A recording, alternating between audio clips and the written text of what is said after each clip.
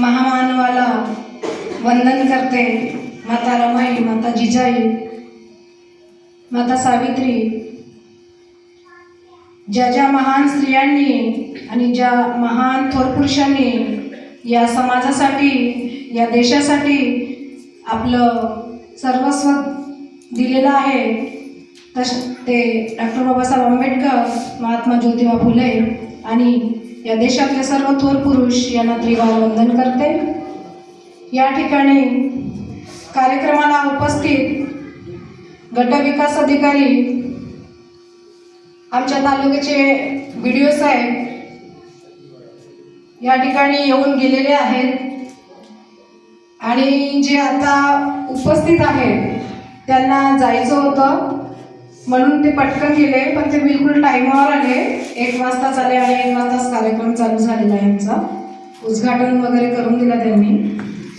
त्यानंतर या ठिकाणी उपस्थित 191 बटालियनचे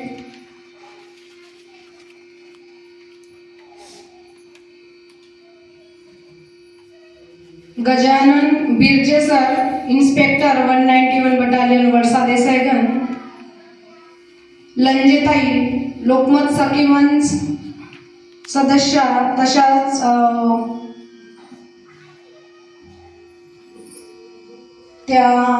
त्यांचं एक अजून पद आहे पण माहिती नाही, म्हणजे नेहमीच कार्यक्रमात अग्रेसर असतात। प्राध्यापक, युनिव्हर्सल कॉन्व्हेंटचे संस्थापक तथा प्राध्यापक पण आपले पडवेकर सर या ठिकाणी, ब्रह्मपुरीवरून आमचे दिव्यांग कार्यकर्ता मनोजजी भानारकर साहेब ब्रह्मपुरी, गोंदियावरून नेहमीच गोरेगाव गोंदियावरून येतात आमचे लाडके श्यामसुंदर बनसोडजी, आणि उपस्थित या ठिकाणी माझे दिव्यांग बंधू आणि भगिनी। कार्यक्रमाचा उद्देश हा होता, आपण जो हा दिव्यांग वरवधू परिचय मेळावा ठेवला, मी या अगोदर 2018 पासून 2018लाच एक वरवधू परिचय मेळावा ठेवला होता। त्यामध्ये अनेक राज्यातून लोक आले होते आणि त्याच मेळाव्यामध्ये 6 दिव्यांगांचे लग्न जुळलेले होते। जुळल्यानंतर आम्ही त्यांना 1 महिन्याचा टायमिंग देऊन त्यांचं लग्न लावून दिलं, खूप थाटामाटात लग्न लावून दिलं। आता दिव्यांगांचे लग्न आयोजित करण्याचं काम म्हणजे आता लोक कसे आहे, का गरज आहे, शासन काही कमी करते का, तुम्हाला करायची का गरज आहे, असे अनेक आम्हाला प्रश्न येत असतात। आता मला सांगा, आधी जी स्कीम होती की दोन्ही दिव्यांग अपंग असले तर 50,000 होते आणि एक दिव्यांग एक सुदृढ असलास यांना 50,000 होते आणि दोन्ही दिव्यांग असले तर 25 होते। आता आमची वारंवार ही मागणी होती की तुझंही दुःख तेच आणि माझंही दुःख तेच आहे, तर यांना किती असायला पाहिजे, तर आमची ही मागणी मंजूर झाली। दोन्ही दिव्यांग असल्यास आता 2.5 लाखाची झाली या अधिवेशनामध्ये, आणि एक सुदृढ एक दिव्यांग असल्यास 1.5 लाखाची योजना चालू झाली। शासनाचं या ठिकाणी कौतुक करते की अतिशय आनंदाची गोष्ट आहे आमच्यासाठी। पण मला सांगा मित्रांनो, लग्न जुळले नाही तर ती योजना आहे कोणत्या कामाची? आमच्यासाठी कोणत्या कामाची आहे का?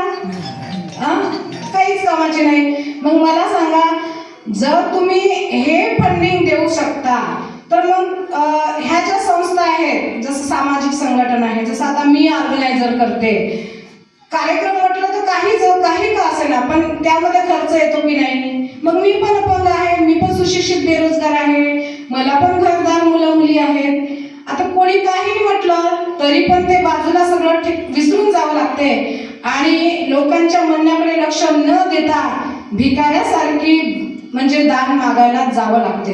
कोणी देतात, कोणी शिवी घालतात, कोणी अनेक प्रकारे बोलतात, त्या सर्व बोलण्याचा फेस करावा लागतो। तुम्हाला काय करायची गरज आहे, शासन तुमच्याकडे म्हणजे किती काय देते? आता मला सांगा, शासन आम्हाला काय देते? एक तर संजय गांधी मिळते आणि STचा पास मिळते, याच्या व्यतिरिक्त काही भेटलाय का कुणाला? बरं, आता ही योजना काढली चांगली गोष्ट आहे, अभिनंदन आहे, पण लग्न जुळलेच नाही तर ती योजना आमच्या कामाची आहे का? मग आपण लग्न दिव्यांगांचे पुनर्वसन जोपर्यंत आपण करणार नाही तोपर्यंत त्यांचा म्हणजे समोरची जी पिढी आहे ती कशी वाढणार? मला सांगा, डोक्याने जी म्हणजे अपंग आहेत का? डोक्याने अपंग असणारे समाजामध्ये तुम्हाला भरपूर मिळतील. आम्ही शरीराने अपंग आहोत तर आम्ही समाजाला दिसतो की दिव्यांग आहे म्हणजे खूप हीन समजतात. मी स्वतःही खूप लहानपणापासून समाजात खूप मोठ्या चळवळीत पण काम करते, अनेक ठिकाणी चांगल्या चांगल्या कार्यक्रमात जाते. एका सुदृढ बायांपेक्षा आपलं काम करण्याचं नेतृत्व पण खूप अधिक असतं. पण शरीराने विकलांग असल्यामुळे जो मान इतर महिलांना मिळते तो मान कधीच आम्हाला मिळालेला नाही. ही फार समाजाची शोकांतिका आहे. आम्ही शरीराने अपंग आहोत हे दिसतो आम्ही समाजाला, पण मी जे आता लग्न लावून दिलेले आहेत ना, आतापर्यंत 40 जोडप्यांचे लग्न लावून दिले आणि ते प्रत्येकाला 1-2 मुलं आहेत. मला सांगा मित्रांनो, काही चुकीचं काम केलंय का आपण? एखाद्याचं घर बसवणं आणि दोन्ही दिव्यांग दोन्ही आंतरजातीय, पण त्यांना मुलं सगळे सुदृढ झालेले आहेत, कोणालाही दिव्यांग मुलगा झालेला नाही. आता आम्ही जन्म घेणं आपल्या हातात नव्हता.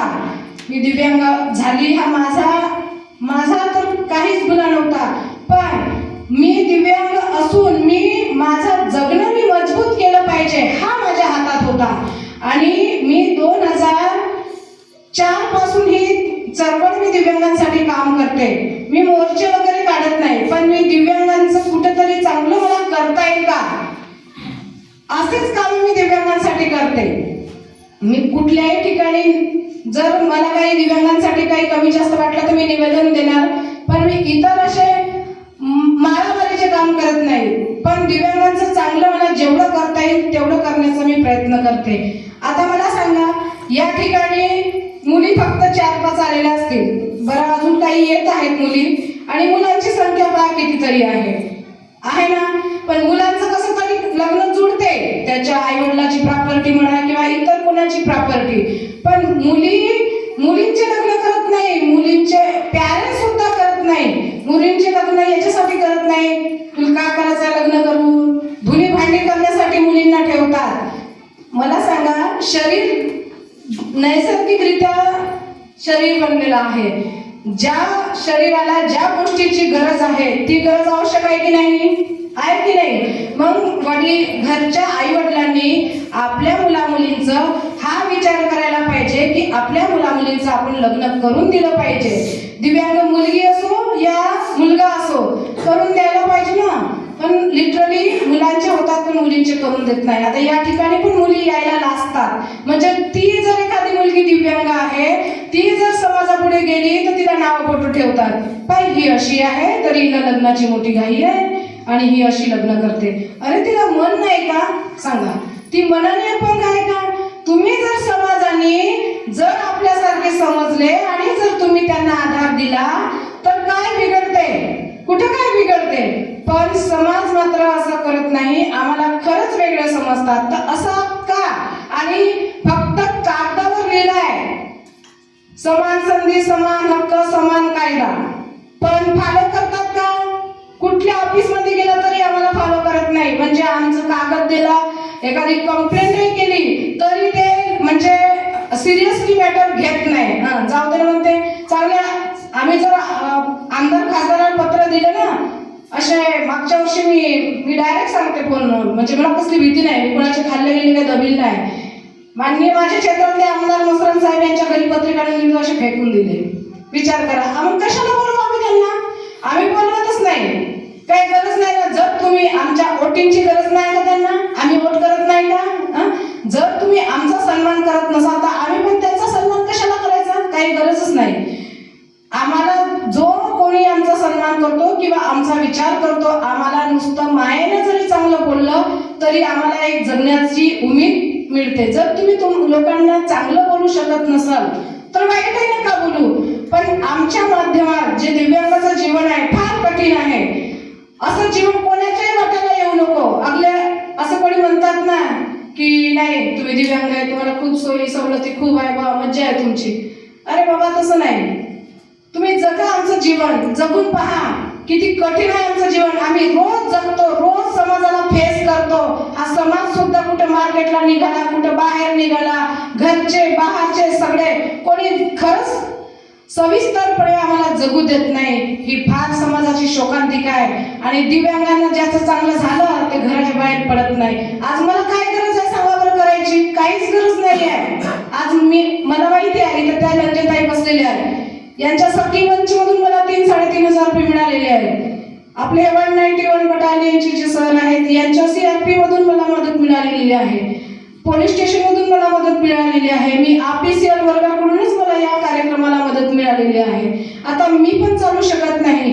कितीदा आपण अर्ज केलाय की आम्हाला एखादी स्कूटी द्या. ज्या 20-22 वर्षापासून सामाजिक चळवळीत काम करतात, आमदार निधीतून, खासदार फंडातून स्कूटी द्या, पण कोणीच देत नाही. भले तो निधी वापस जातो पण खर्च करत नाही. आणि दिव्यांग सुद्धा त्याच्यावर काही विचार मागत नाही. जे आहे ते मागत नाही, आणि जे नाही, जे आपल्याला भेटू शकत नाही त्याच्या मागे धावतात. काही गरज नाही ना. कमीत कमी तुम्ही जन्माला आला, जन्म घेणं तुमच्या हातात नव्हतं, पण कमीत कमी लाजीरवाणे जीवन जगू नका. आज आम्हाला सांगतात कायदा तुमच्यासाठी आहे, अपंग म्हणला तर त्याला कलम लागते.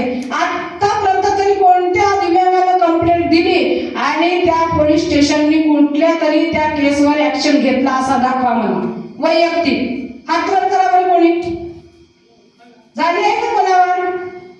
एखाद्या दिव्यांगाने कंप्लेंट केली तर आपण पोलीस स्टेशनला जर दिली तर दिव्यांगाची फाईल म्हणून सिरियस मॅटर घेतलेला आहे का? कधीच नाही घेतलेला आहे का? जोराने बोला. मग सांगा, मग आम्ही काय जनावर आहोत का? आम्ही माणसं नाही? आम्हाला मन नाही? आमच्या भावना दुखत नाही का? दुखतात की नाही दुखत? कुठेतरी आपल्या अधिकाराची जाणीव असायला पाहिजे. आणि या ठिकाणी हा माध्यम आहे की तुम्ही आता इतकी मुलं आहात, सगळे काही लोक शिकलेले आहेत. जर दिव्यांगांना रोजगार दिला, आता ज्यांना नोकरी आहे त्यांचं काही ते विसरून गेले की आम्हाला काही नोकरी आहे तर आम्ही पण सामाजिक कामात उतरलो पाहिजे. अजिबात नाही. त्यांना नोकरी पाहूनच बायको मिळालेली आहे, त्यांना त्यांचं दिव्यांग पण पाहून नाही मिळालेली आहे. आता तुम्ही एवढे लोक बसले आहात, सगळे सुशिक्षित बेरोजगार आहात आणि सगळे दिव्यांग आहात. बिचाऱ्यांचे सगळ्यांचे लग्न जुळले नाही, पण तुम्ही येणारा काळ आहात. तुमचे जर घर बसले, जोडीदाराची आवश्यकता आहे की नाही? कारण की जो आई वडीलच असे आहेत की दिव्यांगांचा करतात. याच्या व्यतिरिक्त कोणीही जगातला व्यक्ती करत नाही. जेवढी आई करते ना तेवढं आईसारखे कोणीच करत नाही. दुसरे करतात का? कोणी करत नाही. कोणी अधिकारी नाही की कोणत्याही तुमच्या योजना कामात येत नाही.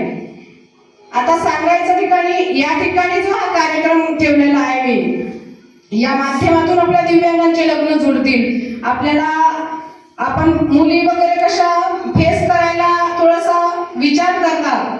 लिटरली म्हणजे घरातून त्यांना परमिशन भेटत नाही म्हणा, किंवा बाहेर जायला थोडासा विचार करतात. म्हणून मुलं तरी आले तर आपण फेस टू फेस त्यांना बघून आपण त्यांना सांगू शकतो. नुसतं पायगट्ट्यावरून सांगू शकत नाही. म्हणून आपण या ठिकाणी कार्यक्रमाचं आयोजन केलं. आणि ज्यांनी मला या कार्यक्रमासाठी आर्थिक सहयोग केलेला आहे, यांनी माननीय पडवेकर सरांनी मला आज हा हॉल दिलेला आहे, तर यांचं धन्यवाद करते आहे. या ठिकाणी सन्माननीय गडबोले साहेब आमचे लाडके PA आहेत वर्षा देसाईंचे, या ठिकाणी उपस्थित झाले. त्यांचं पण या ठिकाणी मी स्वागत करते आहे. आणि मी माझं प्रास्ताविक बंद करते.